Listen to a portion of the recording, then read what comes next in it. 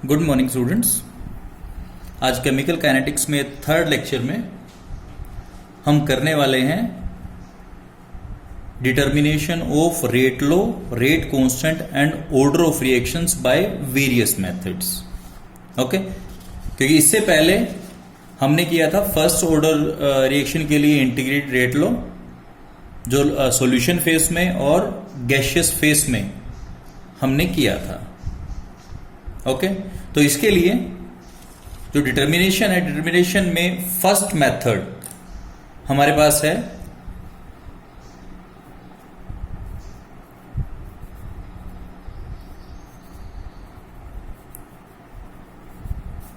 Graphical method. Okay, एक और बात कहना चाहूंगा कि अगर अभी तक आपने मेरे YouTube चैनल को सब्सक्राइब नहीं किया है तो उसको रेड बटन से सब्सक्राइब कर दें और साथ में बेल आइकन प्रेस कर दें, ताकि अगर कोई भी वीडियो से रिलेटेड अपडेट हो तो अब तक इमीडिएट वो पहुंच जाए। ओके, तो अब स्टार्ट करते हैं ग्राफिकल मेथड। इसको ये बोल सकते हैं कि हम डिफरेंशियल रेट लॉ इक्वेशन को यूज करके हम इसको कर सकते हैं। ओके,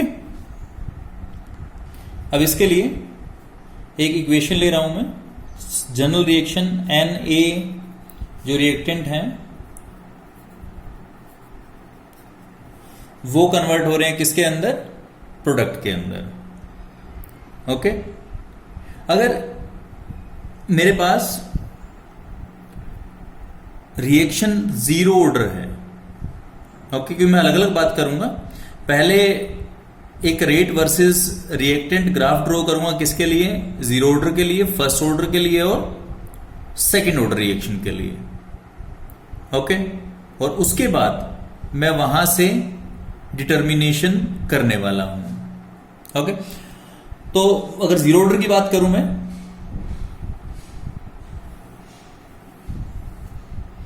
ये है जीरो ऑर्डर रिएक्शन के लिए। इसमें मैं क्या करता हूं, इधर मैंने रिएक्टेंट की कंसंट्रेशन रखी है और इधर मैं रख रहा हूं रेट। ओके, मेरे को पता है रेट कंसंट्रेशन ऑफ रिएक्टेंट से इंडिपेंडेंट होता है जीरो ऑर्डर रिएक्शन के लिए। तो मेरे को कुछ इस तरह स्ट्रेट लाइन ग्राफ मिलेगा जो parallel to the X axis में बोल सकता हूं उसको मैं। ओके, इसी तरह अगर फर्स्ट ऑर्डर के लिए प्लॉट करूं मैं,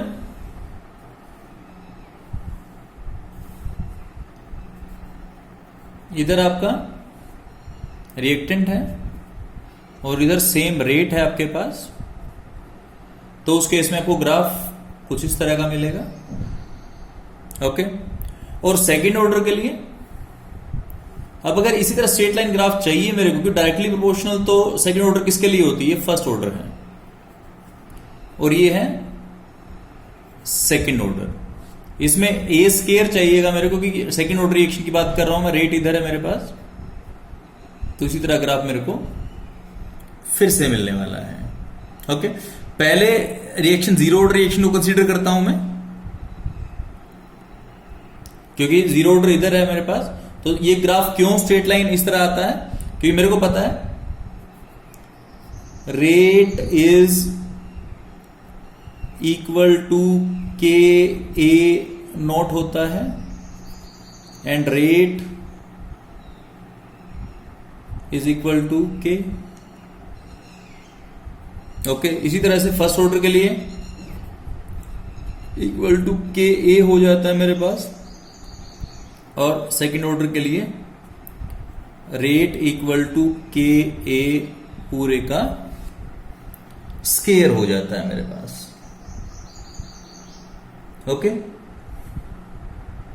तो इन ग्राफ से मैं rate at various intervals of time या वेरियस कंसंट्रेशंस लेवल्स के ऊपर मैं रेट निकाल सकता हूं। ओके, और इसी तरह अगर मेरे पास रिएक्टेंट गैसियस है तो उसमें मैं क्या करता हूं, ये सारी मेजरमेंट जो मैंने कंसंट्रेशन ऑफ रिएक्टेंट के साथ की है मैंने, वो वहां मेरे पास किससे हो जाएंगी? ये वाली मेजरमेंट हो जाएंगी सारी की सारी प्रेशर से। ओके, और इंटीग्रेटेड रेट लॉ का प्रेशर टर्म्स में जो फॉर्मूला है वो एप्लीकेबल हो जाएगा। ओके, तो जो गैसियस स्टेट वाला एग्जांपल है जो मैंने पहले भी लिया है वो इस तरह 2N2O5 इस तरह का एग्जांपल मैंने पहले लिया था, 4NO2 प्लस O2 इस तरह का एग्जांपल मैंने पहले भी लिया, सब गैसियस स्टेट में है यहां। ओके, तो इस तरह से मैं क्या निकाल सकता हूं, रेट ऑफ रिएक्शन निकाल सकता हूं। ओके, इसी का सेकंड मेथड मेरे पास है, इनिशियल रेट मेथड। ओके, अब ये जो मेथड यूज किया जाता है वो नंबर ऑफ रिएक्टेंट्स कितने भी हों उससे कोई ज्यादा फर्क नहीं पड़ता। इस मेथड में मैं फॉर एग्जांपल एज्यूम करता हूं कि मेरे पास 2 या 3 रिएक्टेंट हैं, A plus B plus C, ये कन्वर्ट होते हैं किसमें, प्रोडक्ट में।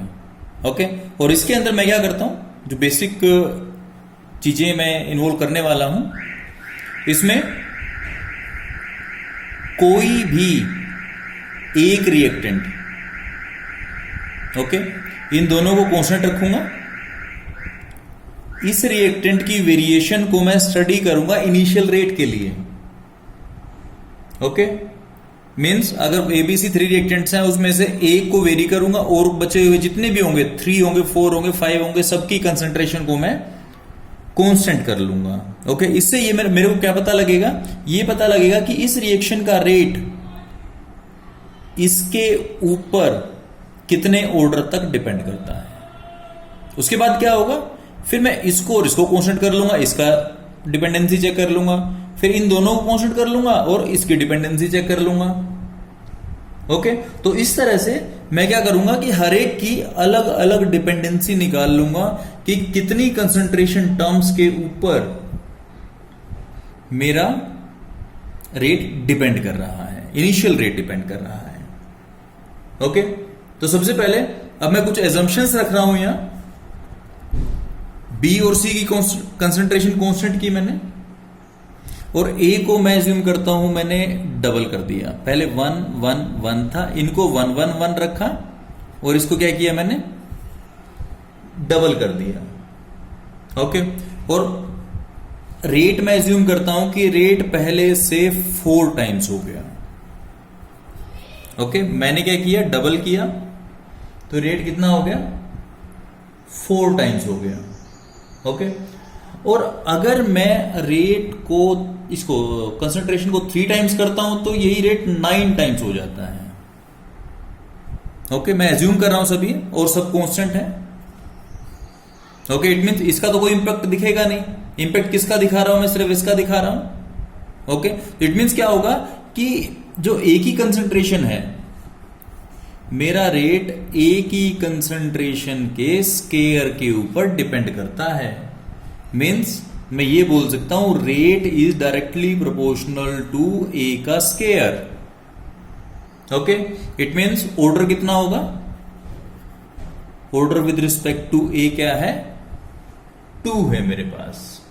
Okay, in the same way उसी तरह से अब मैं क्या कर रहा हूं कि पहले एबीसी 1 1 1 थी मेरे पास, अब मैंने क्या किया, इसको कांस्टेंट रख लिया, इसको कांस्टेंट रख लिया, बी ए और सी को मैंने क्या किया, कांस्टेंट रखा और बी को क्या कर दिया, डबल।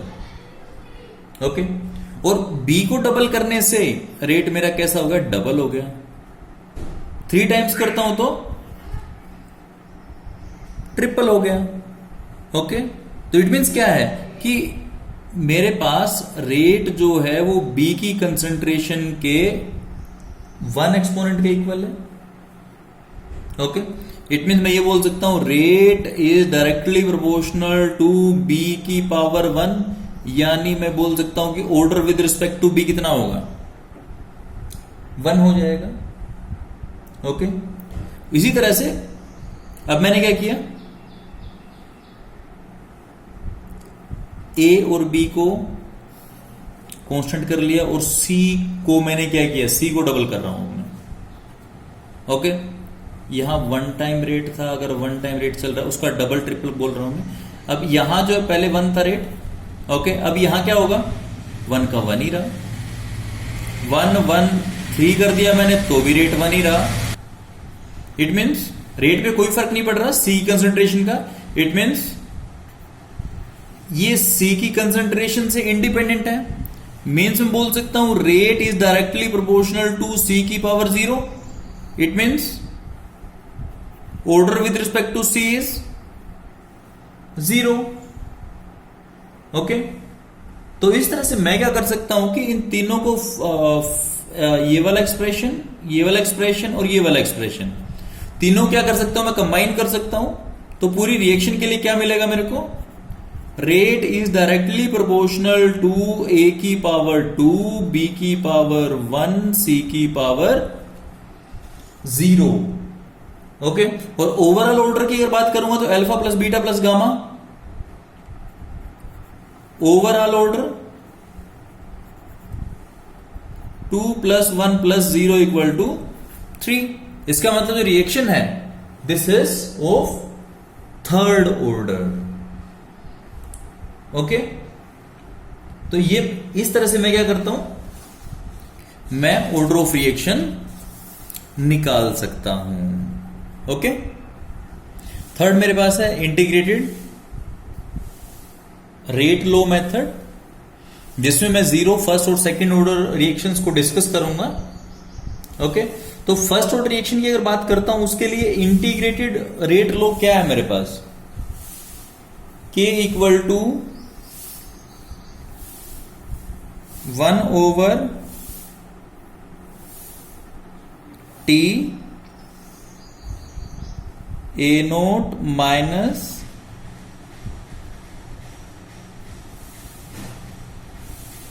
AT, ये पढ़ चुका हूं मैं। ओके, इसके बाद फर्स्ट ऑर्डर रिएक्शन के लिए K = 2.303/T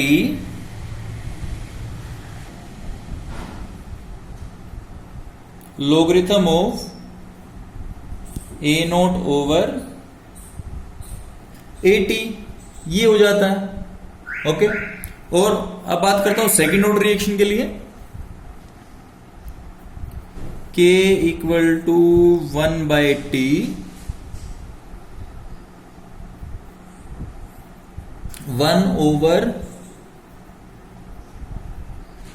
(1/AT -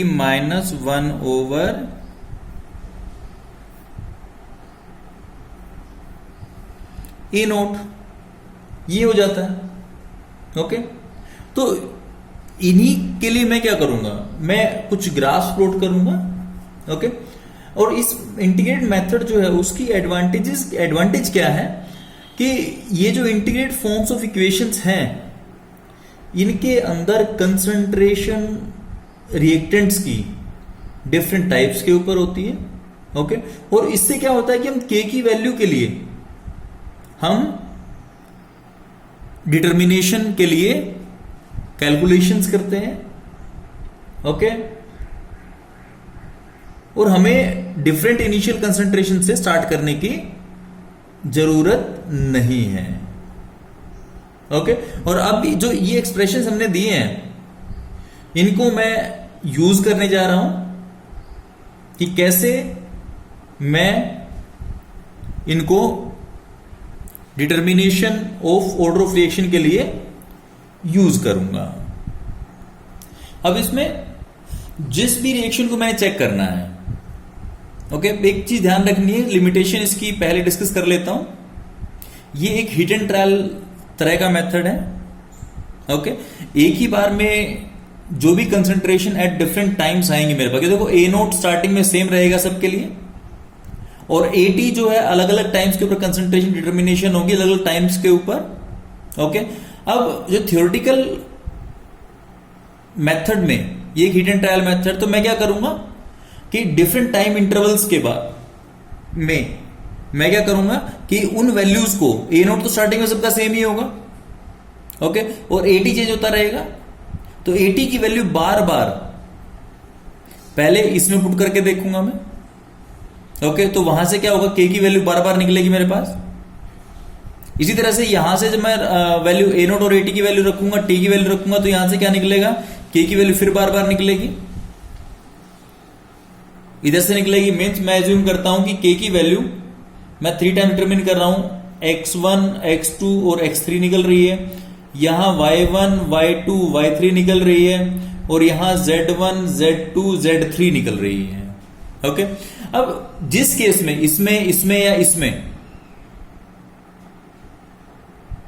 जो वैल्यू अगर के की कांस्टेंट आएगी तो वही ऑर्डर मेरे पास होगा। अगर इस इक्वेशन में रख के मेरे पास के की value y1 y2 y3 same है या एक्सपेरिमेंटल एरर्स में एक दूसरे के आसपास ही हैं, तो रिएक्शन कौन सी, फर्स्ट ऑर्डर। अगर z1 z2 z3 जो ये तीनों सेम है तो रिएक्शन क्या, सेकंड ऑर्डर। अगर x1 x2 x3 सेम है तो वो रिएक्शन कौन सी होगी, जीरो ऑर्डर टाइप की होगी, ओके। या दूसरा मैं ये बोल सकता हूं कि मैंने क्या किया, मैंने एटी वर्सेस टी, ओके, अगर जीरो ऑर्डर चेक करना है मैंने, तो मैंने क्या किया, eighty versus T graph plot कर लिया रिएक्टेंट्स के लिए। मेरे पास ग्राफ कुछ इस तरह से मिलता है, जिसका स्लोप जो मेरे पास है वो क्या है, -k, और इंटरसेप्ट जो है वो है ए नोट। अगर इसे स्ट्रेट लाइन मिलती है तो मेरे पास कौन सा होगा, reaction is zero order, okay. अगर मैं log a versus T graph plot करता हूं और इस तरह का मेरे को ग्राफ मिलता है, इसमें स्लोप आपके पास क्या है, -k/2.303, पहले कर चुका हूं इस चीज को मैं ग्राफिकल मेथड में, ओके। और इंटरसेप्ट मेरे पास जो मिल रहा है वो मिल रहा है मेरे को लोगरिथम ऑफ ए नोट। इसी को रीअरेंज करके ग्राफ प्लॉट कर रहा हूं मैं, ओके। तो मेरे पास रिएक्शन कौन सी होगी, फर्स्ट ऑर्डर होगी, ओके। और अगर इसी तरह से मैं एक ग्राफ प्लॉट करता हूं किसके बीच में, 1/80, ये 80 है मेरे पास, और t के बीच में, अगर ये ग्राफ इस तरह से मिलता है मेरे को, जिसका स्लोप है k और इंटरसेप्ट है 1/a नोट, ओके। अगर इस तरह ग्राफ मेरे को मिलता है, this reaction is second order, okay. तो इस तरह से मैं अलग अलग मेथड से, सब्स्टिट्यूशन मेथड जो पहले किया था हमने, सब्स्टिट्यूट की वैल्यूज निकाली, उससे ऑर्डर पता किया, या सेकंड मेथड जो मेरे पास है वो कौन सा है, ग्राफिकल मेथड है, ओके। तो इस तरह से मैं क्या कर सकता हूं, डिफरेंट रिएक्शंस के ऑर्डर में निकाल सकता हूं, ओके। नेक्स्ट मेरे पास है हाफ लाइफ मेथड। हम डिस्कस कर ही चुके हैं, टी हाफ इक्वल टू जो जनरल nth ऑर्डर रिएक्शन के लिए मैंने किया था, ए नोट n-1, ये मैं कर चुका हूं पहले, ओके। तो इसी फॉर्मूला से मैं क्या करूंगा, दो मेथड से, सब्स्टिट्यूशन मेथड और ग्राफिकल मेथड, 2 मेथड से मैं ऑर्डर निकालने की कोशिश करूंगा, ओके। तो मैं इसके लिए 2 रिएक्शंस को कंसीडर करता हूं, जो 2 अलग अलग कंसंट्रेशन से मैं ले रहा हूं, ओके, जिसके अंदर फर्स्ट जो रिएक्शन होगी वो होगी T half with 1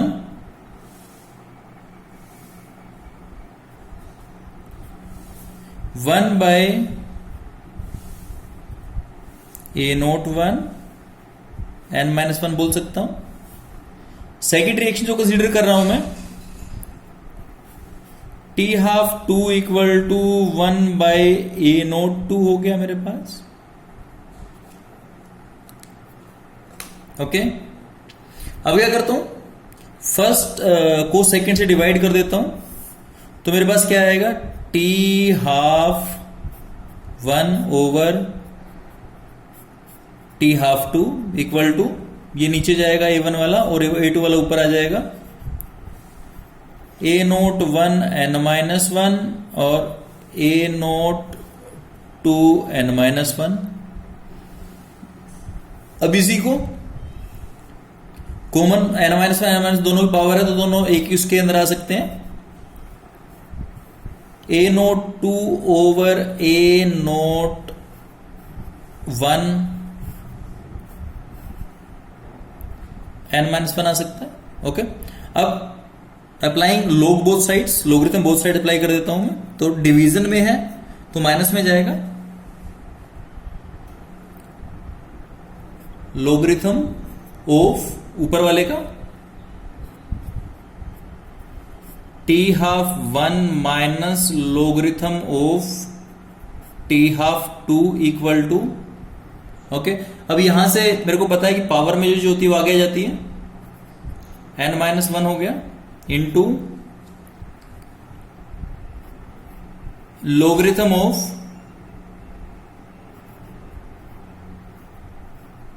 A0 2 minus logarithm of A0 1 हो जाएगा मेरे पास। ओके,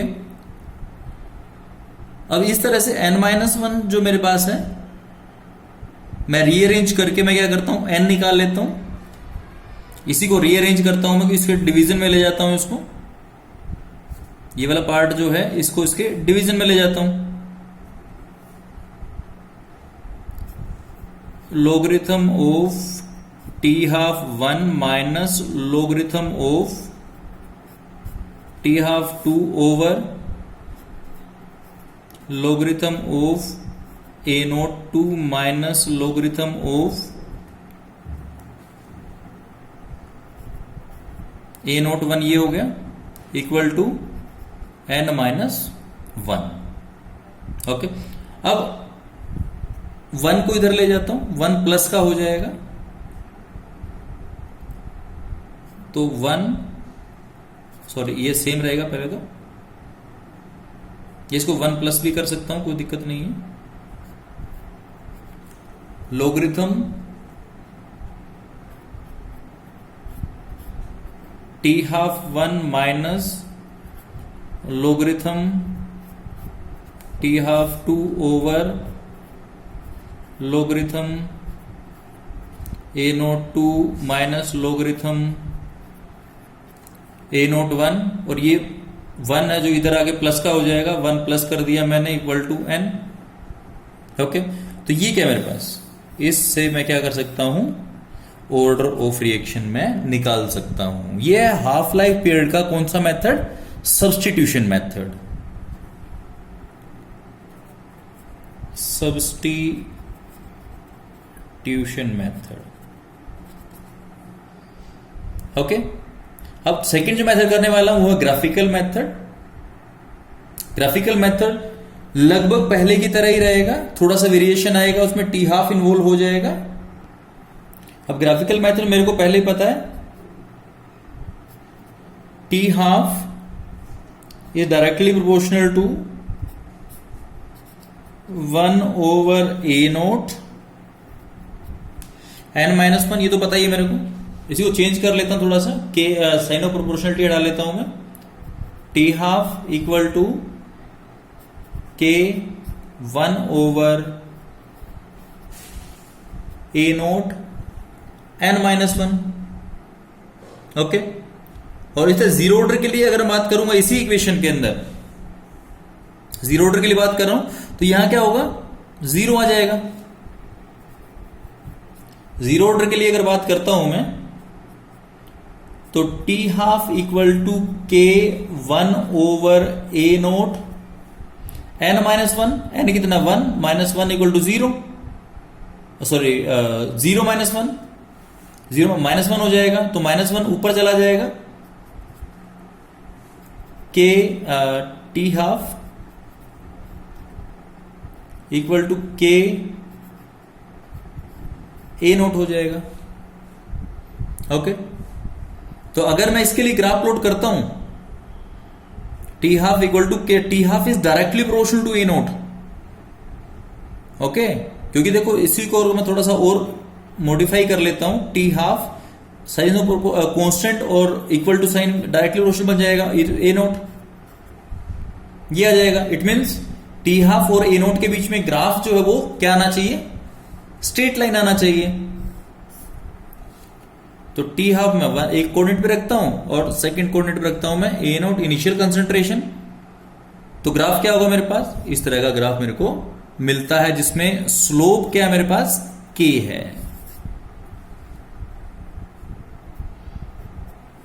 ठीक है, ये मेरे पास किसके लिए, जीरो ऑर्डर के लिए है। ओके, अब मैं किसके लिए जाता हूं, इसी में फर्स्ट ऑर्डर रिएक्शन के लिए। और फर्स्ट ऑर्डर रिएक्शन के अंदर मैं इसी को पुट करता हूं, मैंने यहां वन ही रखना है बस।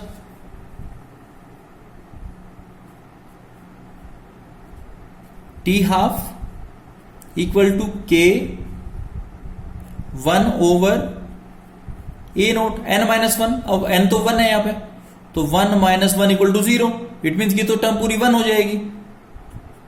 मैं बोल सकता हूं कि T half is equal to K. Okay, means अगर मैं, क्योंकि अब ए नोट से बिल्कुल फ्री है, अगर मैं यहां ग्राफ प्लॉट करता हूं टी हाफ और ए नोट के बीच, इंडिपेंडेंट हो तो इंडिपेंडेंट का मतलब क्या आना चाहिए, स्ट्रेट लाइन आनी चाहिए मेरे पास पर parallel to the A naught axis. Okay, उसके बाद अब मैं ड्रॉ करता हूं किसके लिए, सेकेंड ऑर्डर रिएक्शन के लिए। Equal to K 1 over A note, यानी कितना 2 माइनस 1 हो जाएगा। It means T half is directly proportional to 1 over A naught. Okay, it means अब मैं ग्राफ किसके बीच प्लॉट करूंगा, 1 ओवर ए नोट और टी हाफ के बीच में। टी हाफ एक कोऑर्डिनेट पे रख लेता हूं मैं, एक कोऑर्डिनेट पे 1 बाय ए नोट रखता हूं। ये स्ट्रेट लाइन मिलनी चाहिए मेरे को। ओके, स्लोप के होगा यहां इसका। ठीक है, तो इस मेथड से मैं क्या कर सकता हूं, अगर इस तरह ग्राफ मेरे को मिलते हैं टी हाफ के केस में, ओके, टी हाफ डिटर्मिनेशन के केस में, तो मैं ये कह सकता हूं कि अगर इस टाइप का ग्राफ टी हाफ और ए नोट के बीच में straight line parallel straight line passing through origin है तो जीरो ऑर्डर रिएक्शन है। अगर टी हाफ और ए नोट के बीच में ग्राफ प्लॉट करता हूं और वहां मेरे पास parallel to the A note आता है तो वो क्या है, फर्स्ट ऑर्डर है। अगर 1 बाय ए नोट और टी हाफ के बीच में ग्राफ प्लॉट करता हूं और ग्राफ इस तरह का मिलता है तो मेरे पास कौन सी है, वो सेकेंड ऑर्डर रिएक्शन है। ओके, तो ये मेरे पास मेथड थे हाफ लाइफ पीरियड से मैं कैसे ऑर्डर ऑफ रिएक्शन को डिटरमिन कर सकता हूं। ओके, उसके बाद जो फिफ्थ और लास्ट मेथड मेरे पास है वो क्या है, ओस्वाल्ड्स आइसोलेशन मेथड। नाम से क्लियर है, आइसोलेशन। ओके, मीन्स मेरे पास अगर a plus B plus C gives product, अगर इस टाइप की इक्वेशन मेरे पास है तो मैं क्या करता हूं कि जिस रिएक्टेंट को मैंने स्टडी करना है उसके अलावा सब रिएक्टेंट्स को मैं क्या करता हूं, एक्सेस में ले लेता हूं। अगर ए को स्टडी करना है मैंने तो क्या करूंगा, बी और सी को एक्सेस में ले लूंगा, क्योंकि एक्सेस कंसंट्रेशन करने से मेरा रेट ऑफ रिएक्शन इंडिपेंडेंट हो जाता है उस रिएक्टेंट से जिसकी कंसंट्रेशन एक्सेस में है। तो यहां क्या है, ये एक्सेस में हो गए, इनसे इंडिपेंडेंट हो गया, इसका इफेक्ट शो करेगा। जब इसको स्टडी करना है अगर मैंने, तो मैं क्या करूंगा, इन दोनों की एक्सेस में कर दूंगा और इसको स्टडी कर लूंगा। इसी तरह से सी की अगर बात करूंगा, सेम इसी तरह से ए और बी को एक्सेस में कर दूंगा, इसको स्टडी कर लूंगा। ओके, मींस ए के ऊपर डिपेंडेंसी, बी के ऊपर और सी के ऊपर डिपेंडेंसी पता लगी मेरे को। ओके, और डिपेंडेंसी पता लगी, इट मींस इसके ऊपर डिपेंडेंसी अल्फा मिलेगी, मान लो इसे यहां बीटा यहां गामा, तो इन तीनों को सम करके alpha plus beta plus gamma, यहां से मेरे को क्या मिलेगा, ऑर्डर ऑफ रिएक्शन मिल जाएगा। ओके, तो ये मेरे पास कौन सा है, ओस्टवर्ड आइसोलेशन मेथड। उसके बाद टॉपिक आता है मेरे पास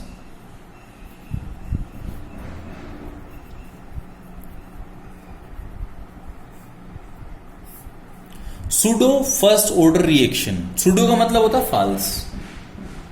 ओके, अगर मैं कोई रिएक्शन कंसीडर करता हूं A plus B gives me product, अगर मैं इस टाइप की रिएक्शन कंसीडर करूं तो रेट लो के अकॉर्डिंगली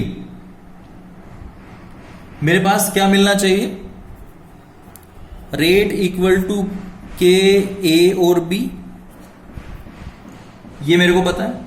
ओके, अगर इन्हीं दोनों में से मेरे पास एक रिएक्टेंट एक्सेस में हो जाए या एक रिएक्टेंट सोलवेंट हो जिसकी कंसंट्रेशन कांस्टेंट होती है, तो उस केस में क्या होता है मेरे पास कि अब अगर B की कंसंट्रेशन एक्सेस में होगी तो अब क्या होगा, मेरा जो रेट है वो किस पे डिपेंड करेगा, एक ही रिएक्टेंट के ऊपर। ओके, तो उसको मैं बोलता हूं दिखने में मेरे को सेकंड ऑर्डर लग रही है, लेकिन एक को एक्सेस करके मैंने उसकी डिपेंडेंसी एक ही रिएक्टेंट के ऊपर छोड़ दी। इट मींस दिखने में सेकंड ऑर्डर है बट मिलती कैसी है मेरे को, फर्स्ट ऑर्डर।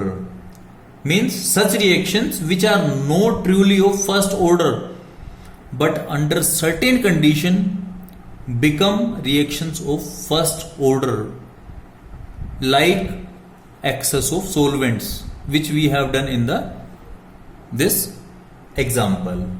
Okay, तो इसमें एग्जाम्पल आपके पास हाइड्रोलिसिस ऑफ इथाइल एस्टेट, ये रिएक्शन पढ़ भी चुके हैं। हाइड्रोलिसिस कर दिया है CH3CO, और H2O का, तो यहां से मेरे को CH3COOH प्लस C2H5OH मिल रहा है, अल्कोहल और एसिड मिल रहे हैं। ओके, तो ये मेरे पास क्या है, सूडो फर्स्ट ऑर्डर रिएक्शन है। ओके, और इसमें कंसंट्रेशन का पता हम कहां से कर लेते हैं, एसिड को टाइट्रेट करते हैं against the base.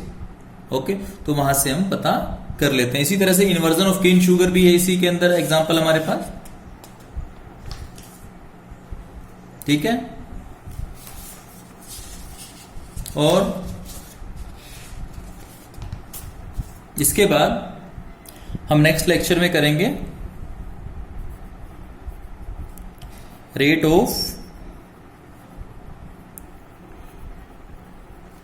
Radio active decay और डिसइंटीग्रेशन बोल सकता हूं मैं इसको, डिसइंटीग्रेशन। ओके, एक्टिवेशन एनर्जी का कंसेप्ट करेंगे हम। ओके, तो आज के लिए इतना ही। स्नैपशॉट ले लेते हैं एक बार।